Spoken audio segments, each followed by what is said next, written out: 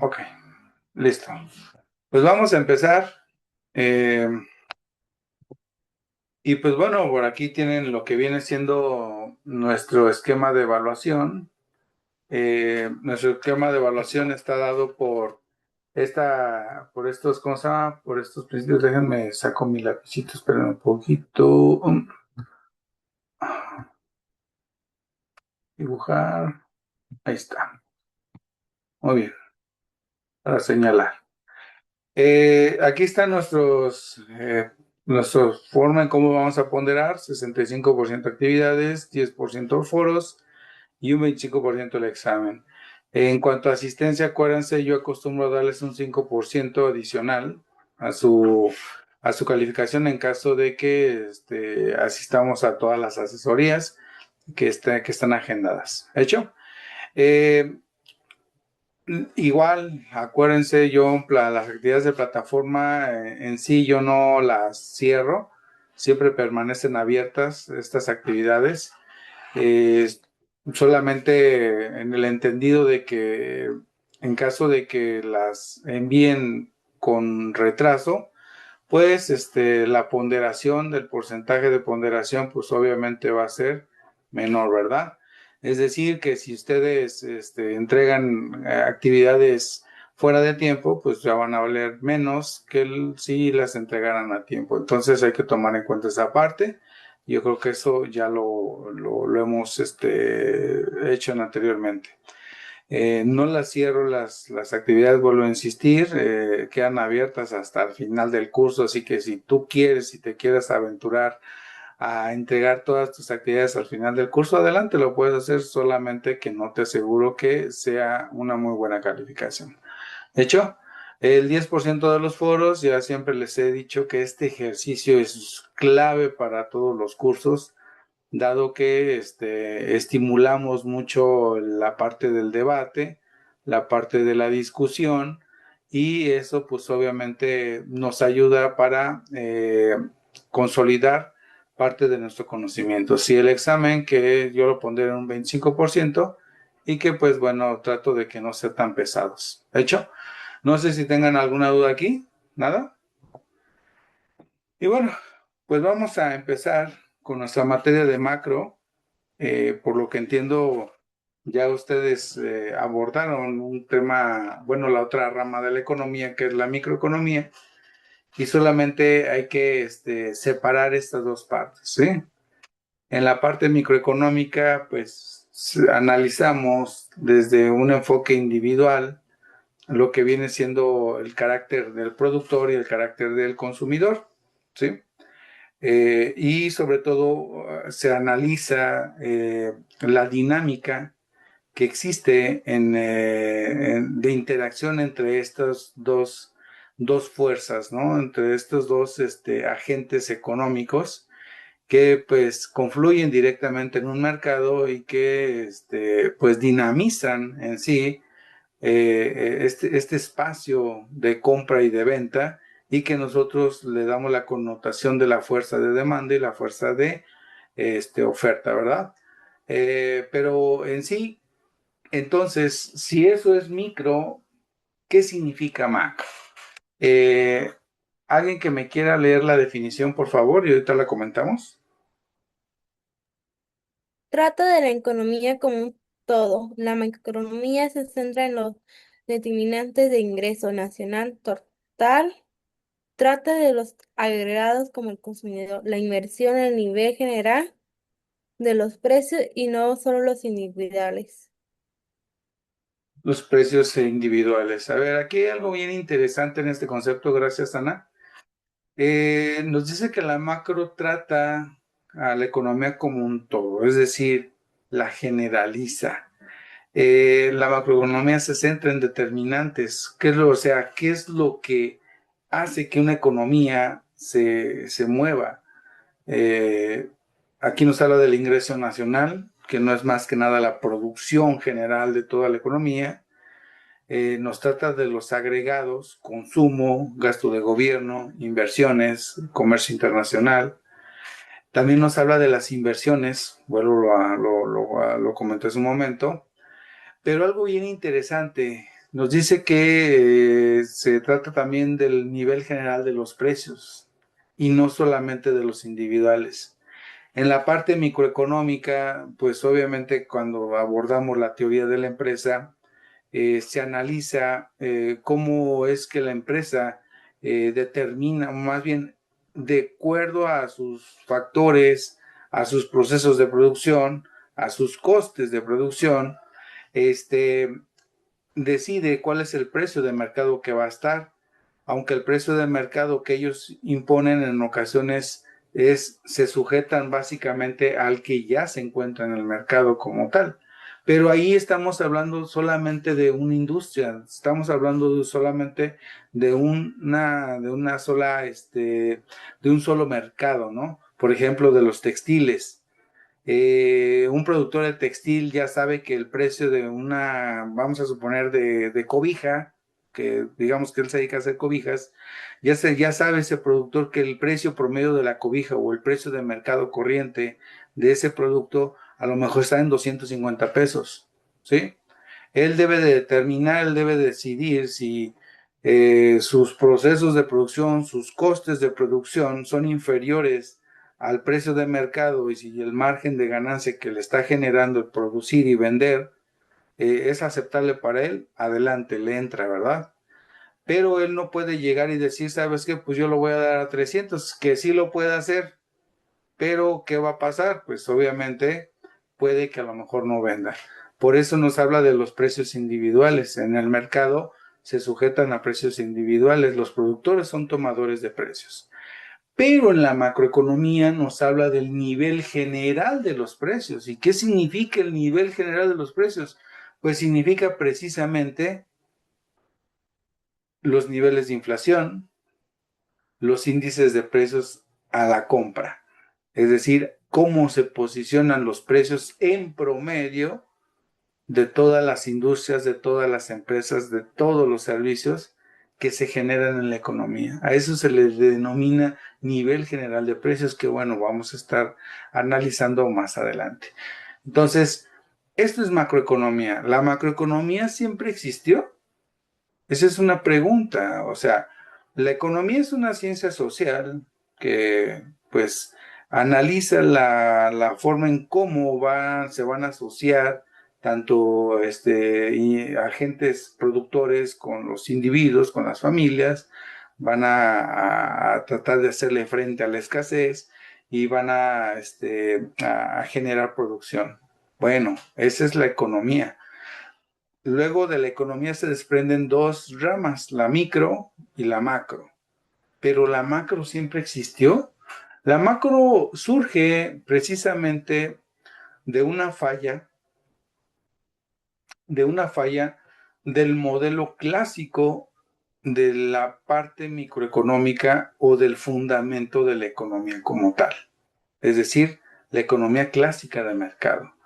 La macroeconomía se desprende precisamente al que no hubiera una respuesta clara ante fallas del mercado, porque cuando hablábamos de la competencia perfecta que nos proponía la teoría clásica de la economía, nos decía que los mercados, déjalos hacer, déjalos pasar, no pasa nada, eso es lo que nos decía Adam Smith, ¿verdad?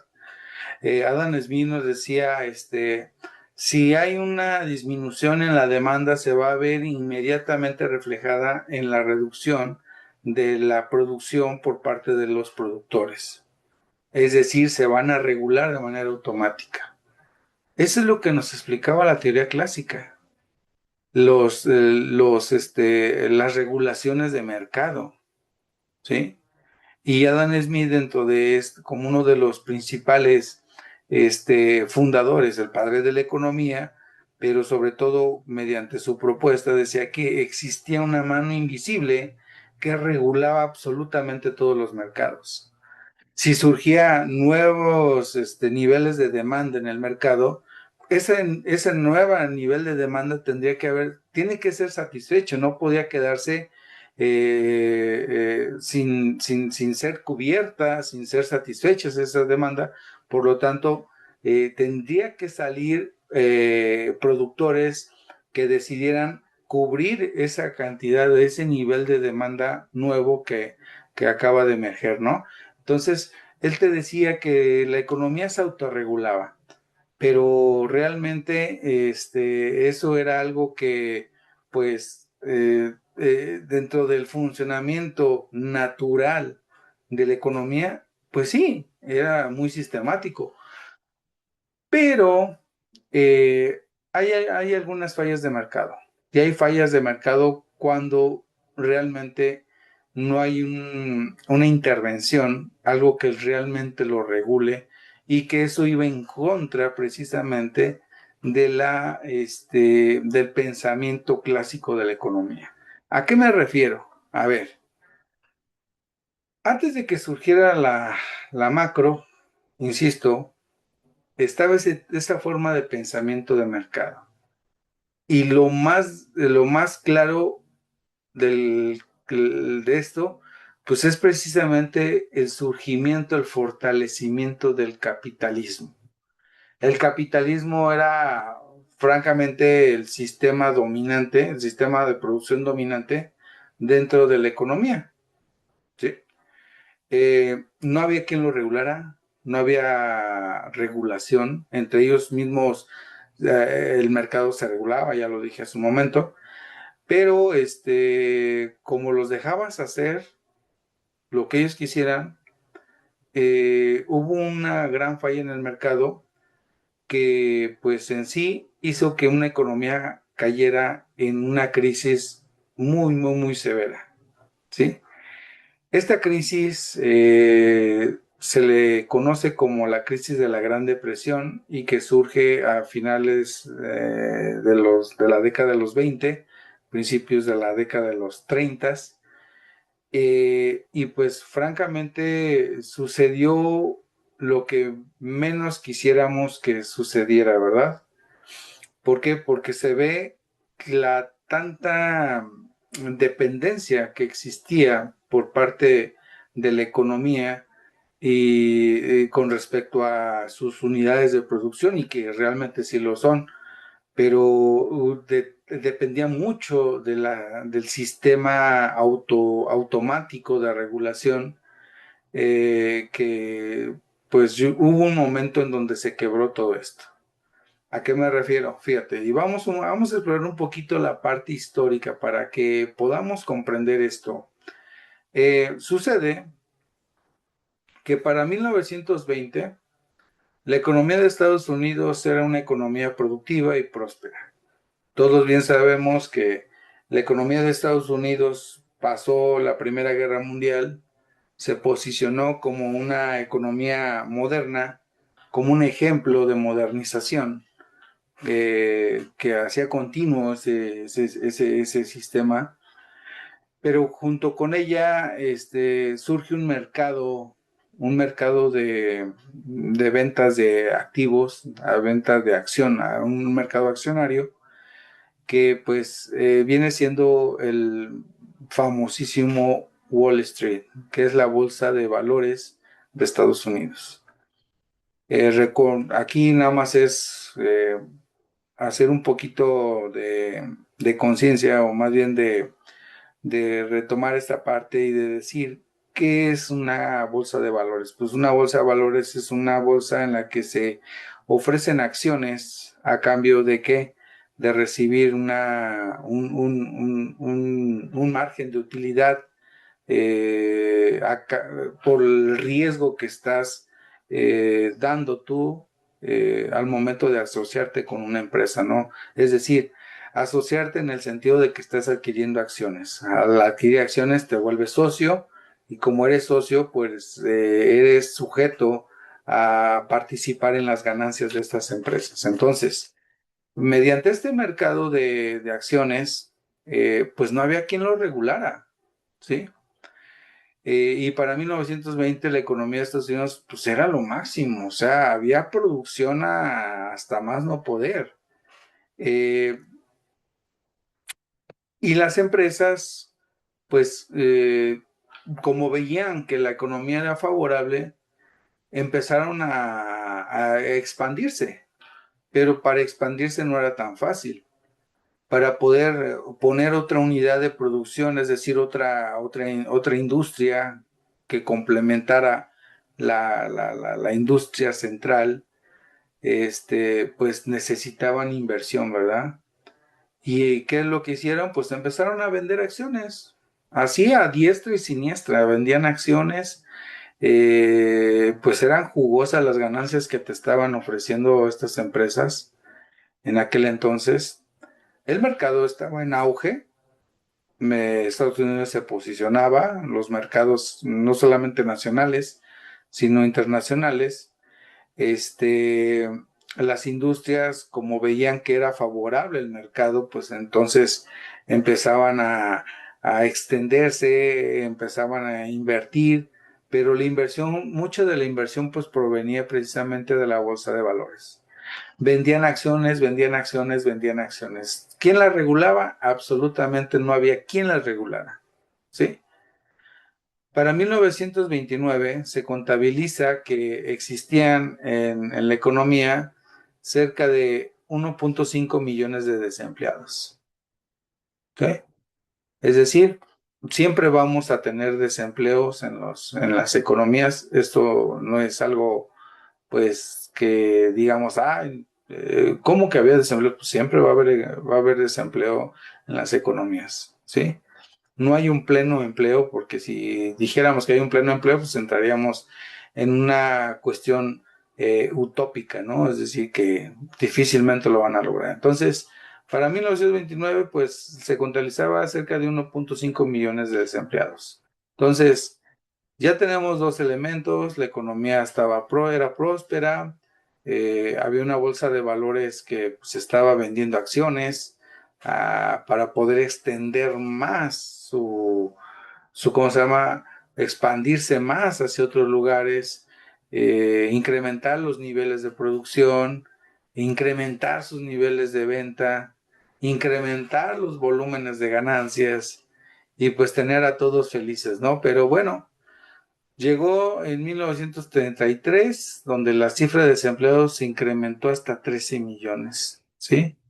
Es decir, en 1930, ¿sí?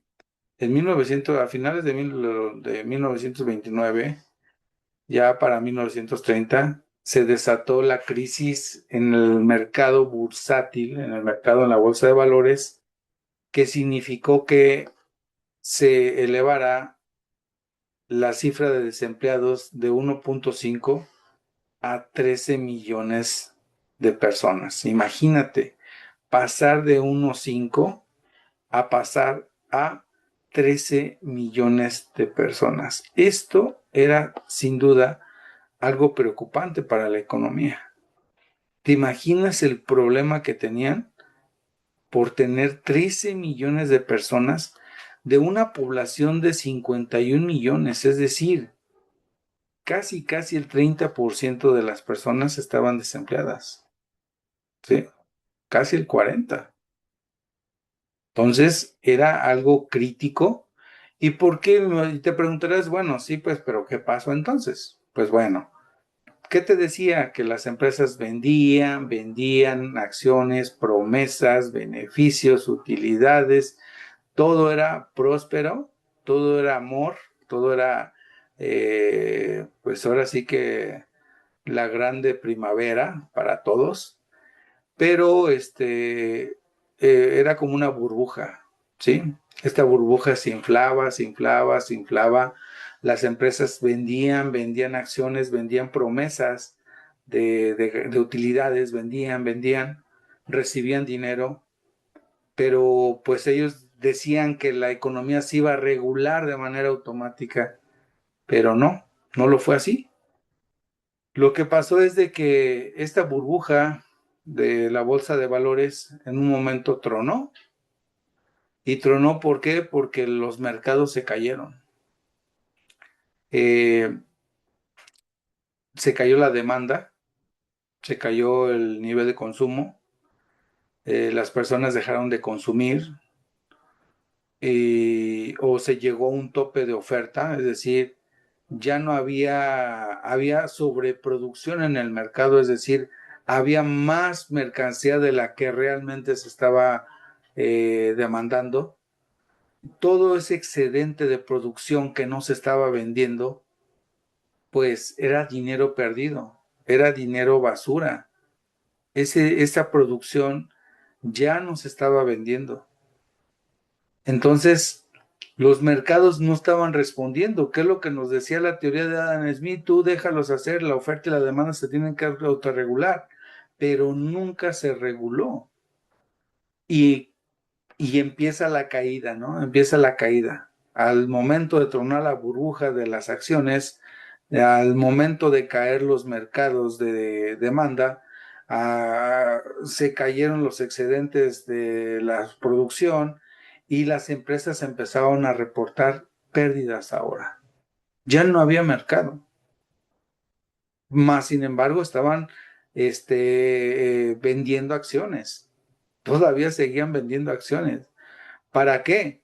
Pues para solventar las deudas que se estaban generando en ese momento. O sea, imagínate, le estabas prometiendo una acción a una persona que se volviera socio, pero era socio de una deuda que pues jamás, a lo mejor en ese momento no le ibas a pagar. Pero el problema de todo esto es quién regulaba el mercado. Nadie, no había quien lo regulara. Se truena la crisis, se truena este mercado bursátil y fue cuando se da esta escalada de 1.5 millones de desempleados a 13 millones de desempleados. El nivel de producción cayó hasta el 50%, es decir, imagínate, si producían 1,000 vehículos en un mes, ya no más estaban produciendo 500, ¿sí? Para 1900 los ingresos eran de 103,000 millones de dólares, es decir, la producción, pero para 1933, cuando se dio lo más alto de esta crisis, cayó hasta 55,000 millones de dólares, es decir, la mitad, casi la mitad de la producción estaba en quiebra, ¿sí? No había producción. ¿Qué significa el que no haya producción? Significa que si no hay producción, las empresas dejan de producir y como su principal factor de producción en aquel entonces, que no dependía mucho de la tecnología, pues era bien fácil empezar a desemplear a la gente, es decir, a correr a la gente. Corrías gente, esa gente que se quedaba desempleada no tenía dinero. Si su principal fuente de ingresos era ser trabajador de una industria, de una empresa, y de repente quedar desempleado significaba no tener un ingreso para su familia, no había consumo. La crisis se desató en todo el país de Estados Unidos y no solamente ahí, salpicó a varios países. ¿Por qué? Porque había inversiones de en todos los lados estaban vendiendo acciones. Entonces, mucha gente quedó endeudada porque había gente que veía que el mercado le estaba ofreciendo un margen de ganancias muy jugoso.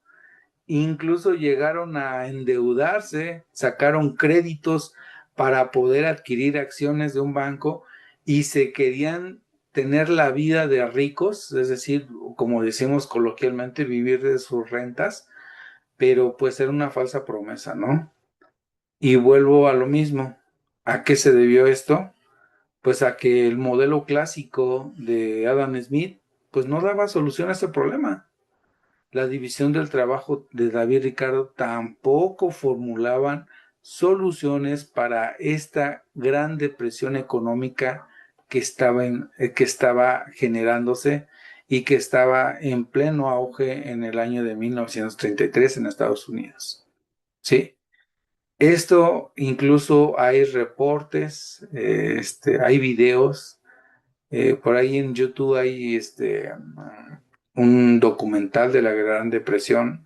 Te invito a que cuando tengas tiempecito, échale un ojito para que te veas todo esto que te estoy diciendo, para que te hagas una idea de la dimensionalidad que tiene o los impactos tan negativos que tuvo este gran evento de gran envergadura a nivel pues nacional en Estados Unidos, pero también mundial, ¿sí?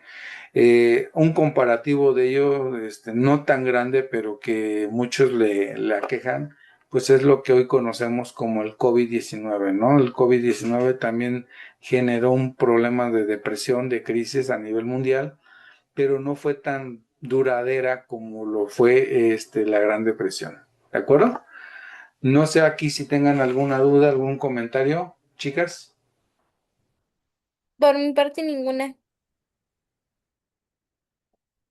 ¿Alguna de ustedes ya había visto algo de esto? Había, Yo habían, en clase, yo cuando estaba en la ajá, prepa, el profe los habló. muy bien. Pues sí, efectivamente. Entonces, a partir de este evento, surge un economista muy memorable para la economía, pero sobre todo con él surge el pensamiento de la macroeconomía. Este economista se llama John Maynard Keynes, eh, el cual pues ofrece en cierta manera una solución a la crisis que se estaba presentando. Este británico, John Maynard Keynes, nos dice que como no había una regulación de mercados, siempre se tendría que velar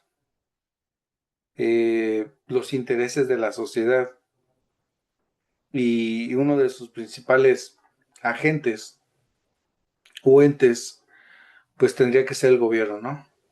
Keynes propone que el gobierno sea un factor de intervención para que la economía pudiera salir adelante, y sobre todo para poder evitar eh, este tipo de situaciones que se estaban presentando, ¿no? Aquí Keynes nos dice que él creía que el gobierno podría intervenir en la economía y afectar el nivel de producto y de empleo, y no propiamente dejar el crecimiento económico a la regulación automática de los mercados.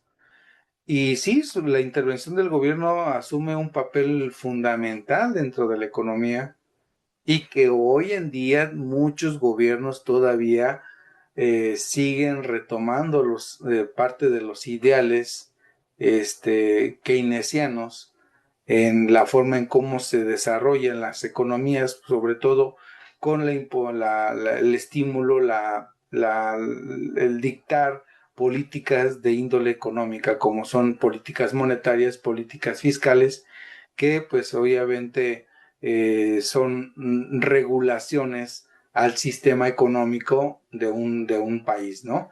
Eh, una anécdota de lo que nos cuentan mucho que sucedió en la crisis, y que fue una de las formas más genéricas de decir cuál es la intervención o la participación del gobierno en la economía, es que se cuenta que en plena crisis, pues mucha gente estaba desempleada, y estaban obviamente, este, pues estaban urgidos, o sea, estaban deseosos de que les dieran un trabajo a fin de poder tener un ingreso las personas, ¿no? Para poder comprar los bienes necesarios para subsistir.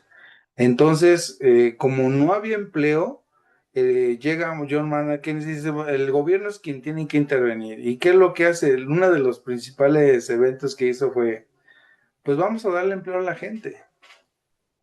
Y muchos le decían, no, pues hay que darles dinero a la gente. Y así pues, mediante programas sociales. ¿Nos suena algo? No, ¿verdad? Pero bueno, y muchos estaban en desacuerdo, dice Keynes, no, a la gente hay que hacerla sentir productiva, no hay que darles el dinero en la mano. Es como dicen, hay que enseñarles a pescar, no les des el pescado ya como tal.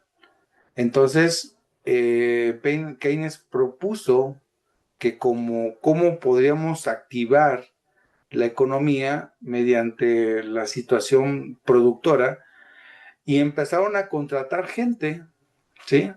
Empezaron a contratar grandes cantidades de gente, ejércitos de personas, y los llevaban al campo, ¿sí? Y los ponían a escarbar, a hacer zanjas en el campo.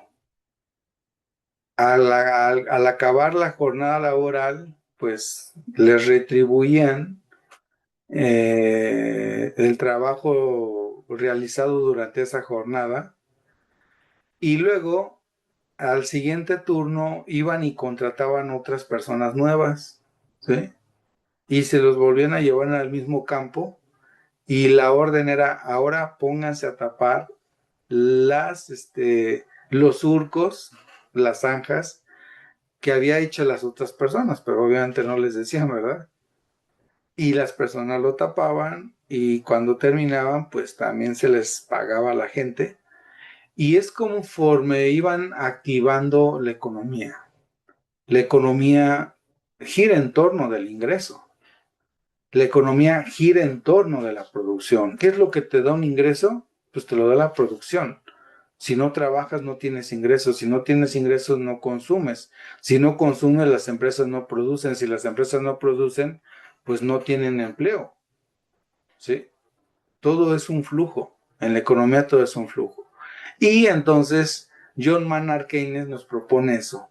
La intervención del gobierno como a lo mejor como ese ente que regula, como ese ente que también estimula, como ese ente que cuida, como ese ente que también propone y que en cierta manera le inyecta dinero a la economía a fin de que sea más próspera. El gobierno bien sabemos cómo funciona. El gobierno para que pueda operar en el sistema económico de una nación, pues tiene que tener fondos, ¿no? Tiene que tener fondos económicos y pues esto los genera a base de ¿qué? De políticas fiscales, es decir, políticas recaudatorias y a lo que nosotros conocemos mediante los impuestos. Es conforme recauda, gasta. Entonces, ahí está. Esto es lo que la parte introductoria de la macro. ¿Cómo surge? ¿Quién es el principal pensador de esta economía? Y insisto, se le denomina así el modelo keynesiano, que no es más que nada el modelo de la macroeconomía. ¿Hecho? ¿Dudas, preguntas? ¿No? Para seguir. Preguntas, profe, gracias. Vamos a continuar si no hay alguna pregunta. Y bueno, aquí tenemos el pequeño flujo económico, el cual, pues, si se fijan, tenemos por un lado las empresas, el gobierno y las familias. Aquí tenemos cuáles son las formas en cómo interactúan esta economía. Si ustedes vieron micro, nada más micro se trabaja con estos dos entes, ¿verdad? Lo que son las empresas y las familias. Hoy con el modelo macro insertamos al gobierno como un elemento de intervención y también conectamos el sistema de producción con el resto del mundo, que es decir, el comercio internacional, ¿verdad? El gobierno, pues, no solamente retribuye a las familias, una retribución, acuérdense que es una forma en cómo ingresa el dinero, pero bueno, este circulito aquí lo tenemos. Las familias compran bienes a las empresas, es decir, gastan en la compra de bienes, ese gasto entra a las empresas en forma de ingreso, las empresas producen, ¿sí? Producen mercancía, bienes, servicios, pero lo hacen ¿con qué? Con los factores que rentan de las familias.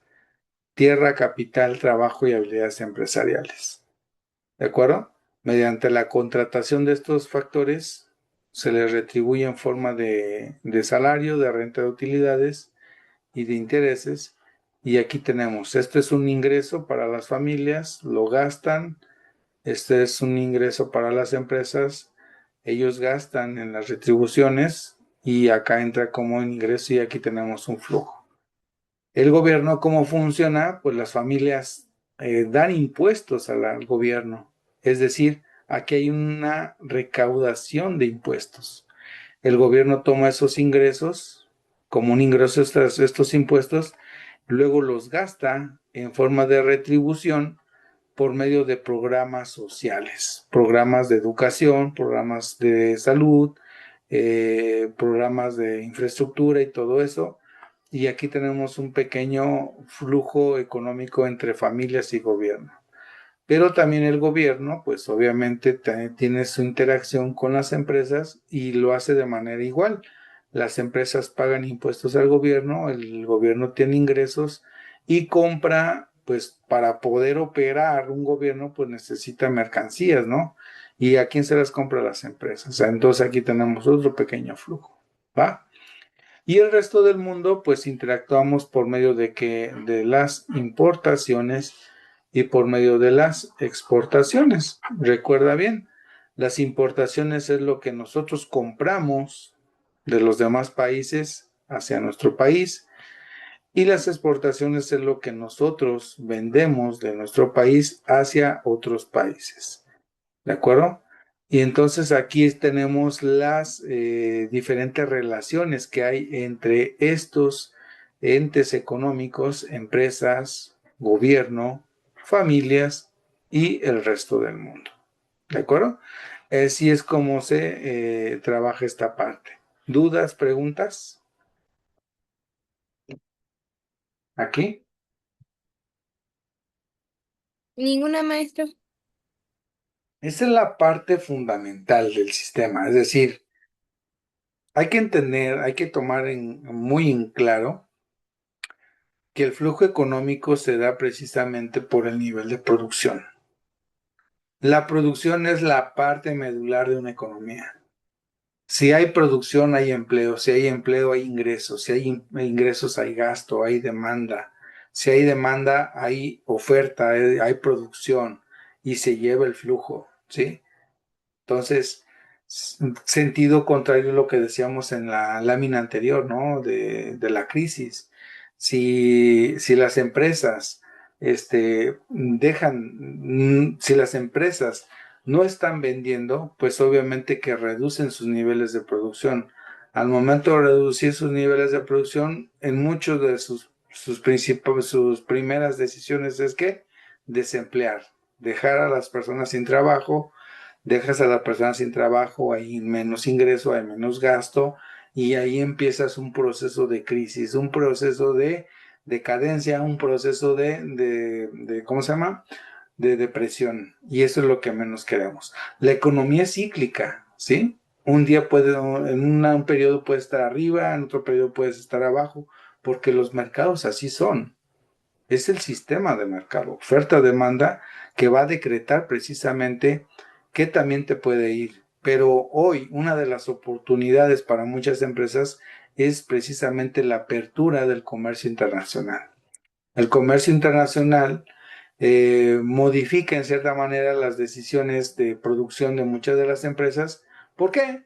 Porque mediante la apertura de posibilidades o de oportunidades para colocar sus productos en otros mercados, pues las empresas pueden tomar la decisión de expandirse o simplemente de transformarse en empresas multinacionales, transnacionales, bajo un esquema de sistema de producción, así como lo comento, ¿no? Es decir, como Coca-Cola. Coca-Cola, pues es una empresa estadounidense, pero imagínate la cantidad de unidades de producción que tiene distribuidas en todo el mundo. Es una gran transnacional, igual Walmart, igual McDonald's y todo este tipo de empresas. Entonces, el comercio internacional da esa apertura de oportunidades para que las empresas puedan vaticinar en cierta manera, pues un incremento en sus niveles de producción, pero sobre todo un incremento en sus niveles este, de venta, ¿no?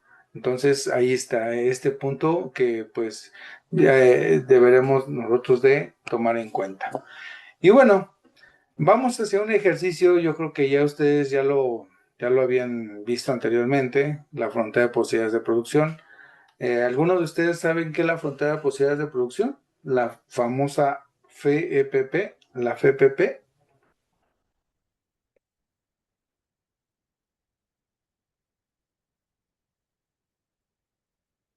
¿Nadie? ¿Alguien ya sabe qué es eso?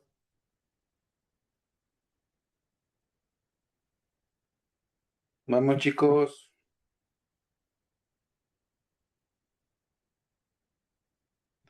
¿Alguien que me diga qué es la frontera? ¿Nadie?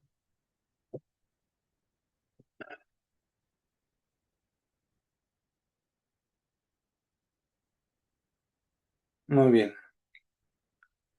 Leilani, ¿me puedes leer lo que es la frontera de posibilidades, por favor? La PFP enuncia los tres principios de la escasez, ya que en una economía la producción de bienes y servicios se ve limitada por la disponibilidad de recursos. La Muy bien. FP Sí, síguele, síguele. La FPP es el límite entre las combinaciones de bienes y servicios que pueden producirse y las que no. Y las que no. Ok. La FPP es como, para que nos quede un poquito más claro, a lo mejor, eh, es como la capacidad que tenemos, ¿sí? Así como tienes una capacidad a lo mejor de estudiar, a lo mejor puedes decir, si yo te dijera, oye, eh, ¿cuántas horas de estudio le pones tú al día? No, pues a lo mejor 1 hora, 2 horas. ¿Por qué no le puedes poner 3? Porque yo sé que lo más que puedo rendir son 2 horas de estudio. Ok. Entonces tu capacidad son 2 horas. Y es lo que sucede con las empresas. Las empresas también tienen una capacidad de producción instalada. Y su producción obviamente se ve limitada precisamente por la escasez de los recursos con los que cuenta, ya sea de espacio, ya sea de herramientas, de máquinas, o también de trabajos, de horas de trabajo por parte de los individuos, ¿no? Es decir, de los trabajadores. Todos sufrimos por un problema de escasez. La escasez es la ausencia de algo, es cuando nos hace falta algo. Y la frontera precisamente nos habla de esto, de que la frontera es el límite entre lo que puedes producir y lo que no. Y toda producción, para que se dé en una unidad de producción como una empresa, pues tiene que hacer uso de los factores. Estos factores son 4: tierra, capital, trabajo, habilidades empresariales. ¿Alguien ya sabe qué es el trabajo? ¿Cuál es el factor trabajo? Alguien dígame.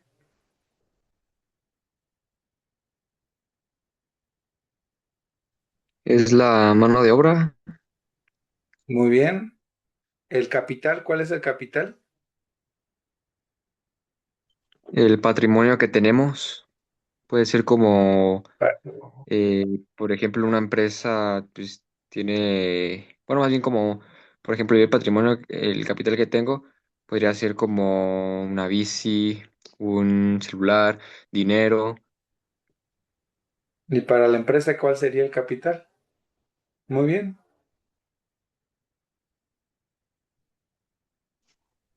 pues podría ser las instalaciones, las acciones, el dinero, y son las Muy que se me bien, ocurren. muy bien. ¿Alguien sabe cuál es el factor tierra?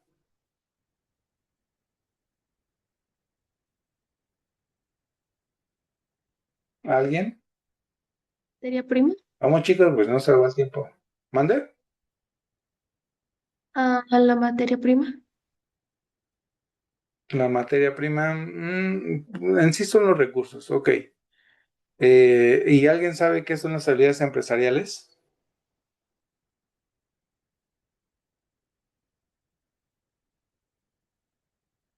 Bueno, toda empresa, toda unidad de producción tiene que utilizar estos cuatro factores para poder generar un bien, un producto, un servicio. Obviamente estos cuatro factores, tierra, capital, trabajo y habilidades empresariales, son utilizados de manera proporcional dependiendo del tipo de industria o de giro de la empresa. No es lo mismo la cantidad proporcional de factor que se utiliza en una industria a lo mejor de la aeronáutica, donde pues a lo mejor pues se utilice mayor nivel de tecnología, es decir, mayor nivel de capital, que a lo mejor una pastelería, ¿sí? La pastelería que está en el centro de tu ciudad o la pastelería que está ahí a la cuadra de tu casa, ¿sí? Pero no deja de que estas dos comparativas, estas dos empresas, la industria de aerodinámica, de aeronáutica más bien, dispone de los cuatro factores para poder hacer su producto, y también la pastelería también utiliza estos cuatro factores para poder elaborar sus pasteles. Los cuatro factores son imprescindibles en toda cuestión productiva. En todo sistema de producción, estos cuatro factores son elementales para producir. Tierra, capital, trabajos habilidades empresariales. ¿De acuerdo? Entonces, su proporcionalidad va a depender precisamente del tipo de giro.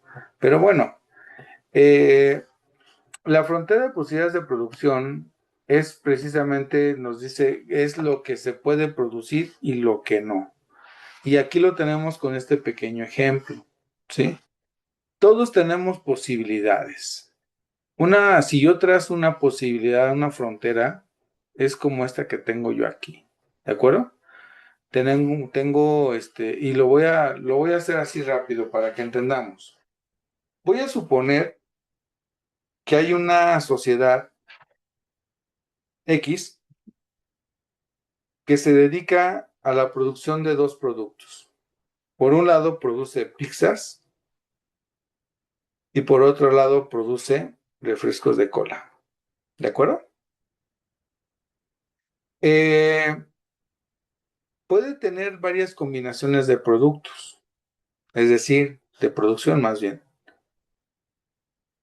Aquí tengo varias posibilidades y te las voy a explicar rápido para que puedas entender el ejercicio. Hay una posibilidad A, que es la posibilidad inicial, que nos dice que esta sociedad, todos sus recursos, tierra, capital y habilidades empresariales, todos esos recursos, esos factores más bien, esos factores de producción, los destina exclusivamente para producir refrescos de cola. Si destina su tecnología, sus recursos, su trabajo, sus habilidades a la producción de refrescos de cola, llega a producir 15 millones de latas, ¿sí? Pero vamos a suponer que quiere producir pizzas, lo que significa que tengo una nueva posibilidad, que es la posibilidad B. En la posibilidad B me dice que empieza a elaborar pizzas, 1 millón de pizzas. pero eso lo hace a cambio de disminuir la cantidad de millones de latas de refresco de cola, es decir, dejó de producir 1 millón de latas para producir 1 millón de pizzas. ¿De acuerdo? Aquí yo les hago una pregunta a ustedes antes de seguir y ya para explicar la gráfica, pero rápido. ¿Por qué esta sociedad no continuó produciendo los 15 millones de latas de refrescos y producir el 1 millón de pizzas? ¿Qué es lo que pasó ahí? ¿Alguien me dice, alguien tiene alguna idea por qué lo hizo o por qué se hizo así? Vamos, Para tener variedad ¿alguien? de productos. Ok, pues aquí está teniendo variedad, solo que la pregunta era, ¿por qué por qué aumentó la producción de pizzas, pero no se mantuvo al mismo nivel de refrescos, sino que también disminuyó? ¿Por qué? Por falta de recursos. Por falta de recursos. Me falta completarla ahí. Sí, es por algo similar, pero algo te falta completarme esa respuesta. Muy bien, pero a ver, complétenla.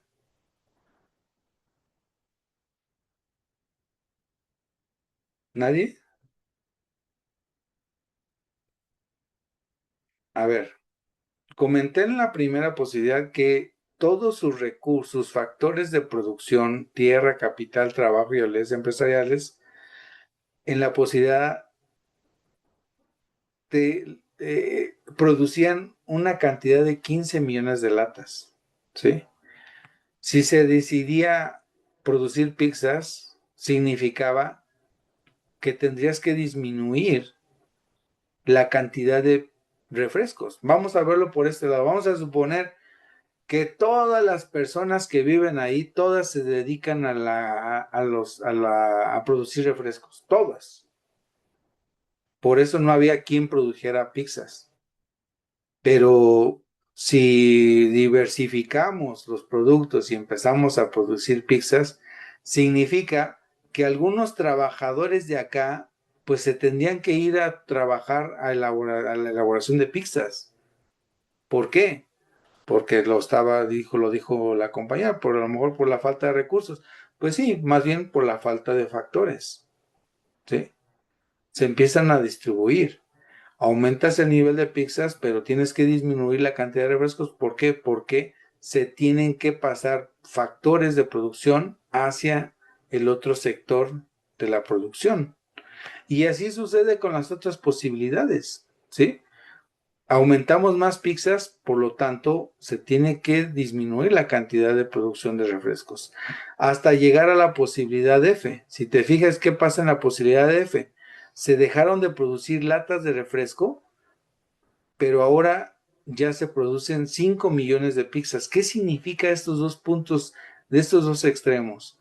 Pues significa que todos los recursos que se disponen o los factores que se disponen en esta economía alcanza para elaborar ya sea 5 millones de pizzas o en el otro extremo todos esos factores tienen una equivalencia de producción de hasta 15 millones de latas. ¿De acuerdo? Entonces, esto que está aquí nos marca una capacidad de producción. Y esta capacidad de producción se puede trazar mediante una curva o mediante esta curvita que está aquí, que delimita dos áreas, un área alcanzable y una área inalcanzable. ¿De acuerdo? Ahorita vamos a checarla. ¿Cómo trazo yo esta frontera? Pues pongo en el eje X o el eje Y, en este caso la cantidad de productos de refrescos y de pizzas, y empiezo a trazar, por ejemplo, la posibilidad A, ¿qué dice? La posibilidad A me dice que son 0 pizzas y 15 de refrescos. 0 pizzas y 15 unidades de refresco. Por ejemplo, la posibilidad de, ¿qué te dice? Que se producen 3 millones de pizzas en la posibilidad 3 millones de pizzas y 10 millones, más bien 9 millones de Coca-Colas, que en este caso estarían demarcados por este lado. ¿De acuerdo? Aquí estarían los 9. Entonces, cuando tú tienes los puntos de posibilidades, los unimos y con esto tenemos lo que nosotros conocemos como la FPP, que es la frontera de posibilidades de producción. ¿De acuerdo? ¿Qué nos marca esta frontera? Pues nos demarca todo aquello que puedes producir utilizando al 100% los factores de producción, ¿sí? Esta es tu capacidad de producción, ¿de acuerdo? Esta línea azul marca lo máximo que puedes producir utilizando de manera completa todos los factores de producción disponibles en tu sociedad, ¿de acuerdo? Ahora vamos al otro, a las zonas. Todo lo que está abajo de tu frontera de posibilidades, toda esta zona que está de color naranja, amarillo, lo denominamos como la zona alcanzable. ¿Qué es la zona alcanzable? Pues como lo dice su nombre, es todo aquello que podemos alcanzar, que podemos hacer. Pero yo aquí tengo un punto, vamos a analizar el punto Z. El punto Z te dice que vas a hacer 3 millones de pizzas y 5 millones de refrescos de cola. Y sí lo puedes hacer. Solamente que hay un detalle aquí. ¿Algunos de ustedes me pueden contestar qué es lo que sucede en el punto Z? ¿Qué está sucediendo en el punto Z? Los escucho. ¿Alguien tiene una idea? O sea, sí se puede producir, pero ¿qué sucede en ese punto Z?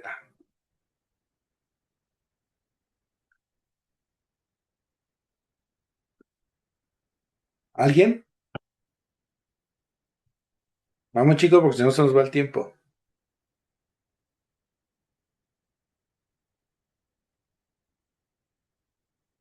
¿Alguien tiene una idea? La pregunta es, o sea, si llega de la posibilidad Z, ¿qué es lo que pasaría? Sí. ¿Qué Ah, pasaría? ¿Qué pasa en pues, ese punto? O sea, se producen 3 millones de pizzas y 5 millones de refrescos, ok. Pero, ¿qué sucede ahí? pues se seguirían produciendo las mismas, ¿no? Porque todos los recursos se limitan en la posibilidad F. La posibilidad de no, no, no, no, no, no. A ver, yo comenté que la frontera de posibilidades aquí, esta de color azul, todos los puntos que están en el límite de la frontera, que son A, B, C, D y F, son los niveles de producción logrables, donde se utilizan al 100% todos los factores disponibles, tierra, capital, trabajo y habilidades empresariales. Pero mi pregunta es, ok, este punto Z que se encuentra abajo de la frontera de posibilidades de producción me dice que se producen 3 millones de pizzas y 5 millones de latas de refresco de cola. La pregunta es, ¿qué está pasando aquí? ¿Qué sucede ahí? ¿Alguien tiene una idea?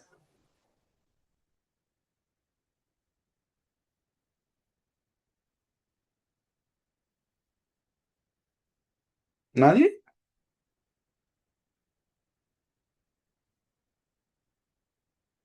De acuerdo a lo que les dije, ¿nadie tiene una idea?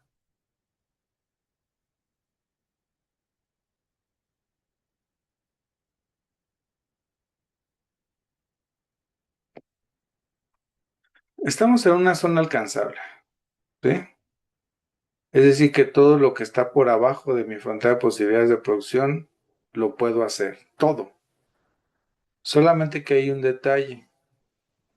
Como está abajo de mi frontera, estoy dejando de utilizar factores de producción. No los estoy utilizando al 100%. Cuando yo te dije que en mi frontera todos estos puntos es lo máximo que puedo producir utilizando al 100% todos mis factores de producción, entonces cualquier punto abajo de mi frontera no estoy utilizando al 100% esos factores. Tal vez sí, puedo hacer 3 millones de...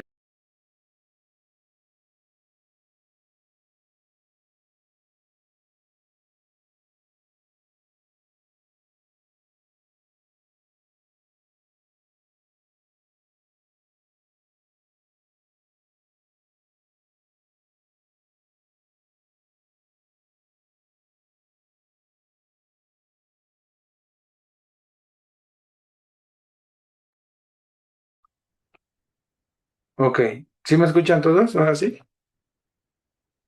Sí, sí, lo escuchamos.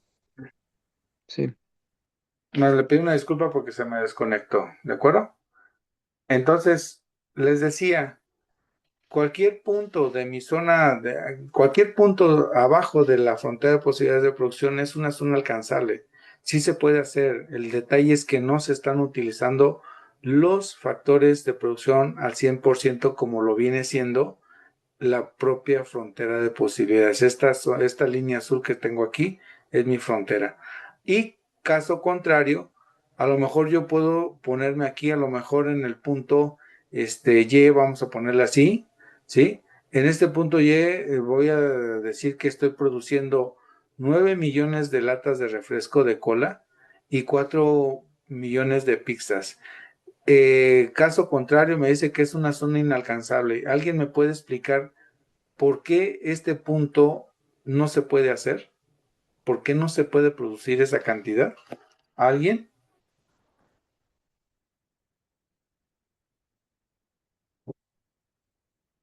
¿Nadie? ¿Nadie?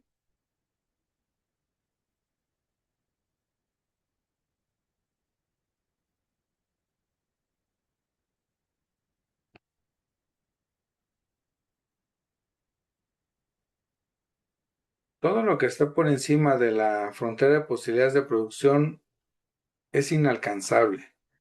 No lo puedo hacer porque necesitaría mayor cantidad de factores para poder producir estos niveles de producción. En Y no puedo producir 4 millones de pizzas y 9 millones de latas de refresco porque necesitaría más factores, ya sea más trabajadores, ya sea más máquinas, ya sea más recursos. Entonces, todo lo que está por encima de mi frontera es una zona inalcanzable, no lo puedo lograr, ¿sí? En este momento no. Ahorita voy para allá.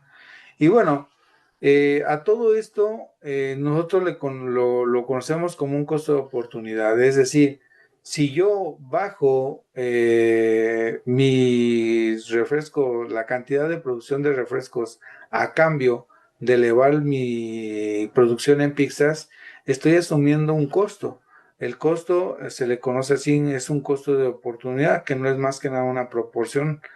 Esta es un cociente, es decir, una división, la cual se obtiene de la disminución en la cantidad de producción dividida entre el aumento de la cantidad de producción del otro bien, que esto se hace a lo largo de mi curva de, en este caso, de mi frontera de posibilidades de producción. ¿De acuerdo?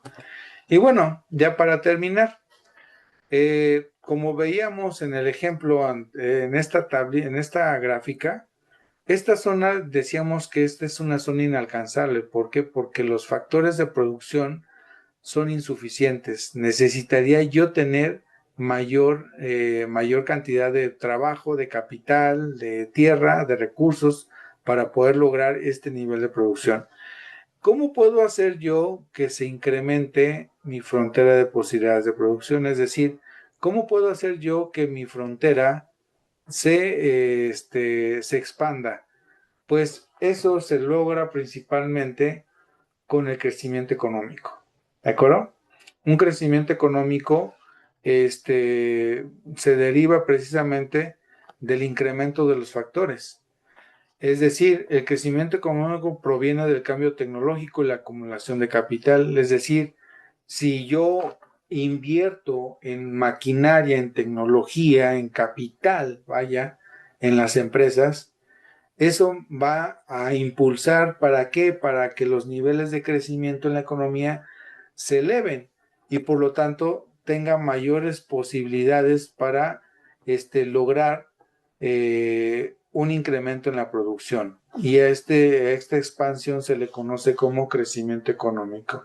Un crecimiento económico por lo regular siempre va acompañando del estándar de vida, de un desarrollo de la economía, de un desarrollo en la sociedad misma. ¿Por qué? Porque significa que hay mayores niveles de ingresos, ¿de acuerdo? Entonces, el crecimiento económico se puede definir como una expansión de la frontera de posibilidades de producción que, como lo dije hace un momento, es resultado precisamente del incremento, del aumento de los factores de producción. En este caso, podríamos ser con el cambio tecnológico o con la acumulación de capital, pero también puede darse por medio del empleo, es decir, aumentar la cantidad de mano de obra, aumentar la cantidad de recursos disponibles para la producción y todo eso. Entonces, eso es precisamente la expansión. Y bueno, y estos son temas de otro para la siguiente sesión. Hasta aquí. ¿Tienen alguna duda, pregunta, comentario? ¿Cómo se les está Es- haciendo? ¿Muy difícil, muy complicado? Dígame. yo sí, yo sí tengo una, bueno, más que era aclarar. En la diapositiva anterior, este, o sea, a lo que usted preguntaba de por qué en la posibilidad Z se podía producir 3 millones de pizza, eso se debe a que debe de disminuir, por ejemplo, en producción de refresco. Mm, no, no. En el punto Z, se encuentra abajo de tu frontera. Sí lo puedo producir, no hay ningún problema. Puedo producir esta opción de producción, lo puedo hacer. Puedo hacer 3 millones de pizzas y 5 millones de cocas. El problema aquí es que no estoy utilizando al 100% todos los factores de producción, ya sea que haya gente que no esté trabajando o tal vez haya máquinas que no estén laborando, ¿sí? Sí lo puedo hacer, pero no es lo más indicado, ¿de acuerdo? Todo lo que está en la línea azul, que es la frontera, es la capacidad máxima de producción. ¿Por qué? Porque aquí estás utilizando todos los factores de producción al 100%. ¿Sí? Es lo más óptimo para una economía. ¿De acuerdo? Acá lo puedes hacer, Sí, pero no estás utilizando al 100% todo con lo que dispones, pues vaya. ¿Hecho? Y sentido contrario, todo lo que está por encima, pues no lo puedes hacer. ¿Por qué? Porque necesitarías más factores para poder lograr esos niveles de producción. Imagínate un pastelero, vamos a suponer, la pastelería tiene 2 hornos y en un día puede producir, ¿qué te gustan? 24, 2 docenas de pasteles en 8 horas, vamos a suponerlo, en una jornada laboral. Pero si un día produce nada más 12, ¿qué significa? Que dejó de trabajar, a lo mejor no fue un trabajador, o a lo mejor pues nada más está al 50% de su capacidad, ¿de acuerdo? Pero también no puede producir más de 24 pasteles. ¿Por qué? Porque no tiene la cantidad de factores para poder hacer esos pasteles en un horario de 8 horas, ¿de acuerdo? Es lo mismo que pasa con la economía. Los factores son limitados y por lo tanto la economía tiene que buscar la manera en cómo aprovechar esos factores, y eso vendría siendo su capacidad para producir. ¿De acuerdo? Entonces, no sé si quedó un poquito más claro, Gael, esta parte. sí, profe, muchas gracias. Gracias a ti. ¿Alguien más? ¿Dudas? ¿Preguntas? Leilani, Ana, Karen, Cristina. No, ninguna. Muy bien. Bueno, chicas, chicos, de mi parte sería todo por hoy.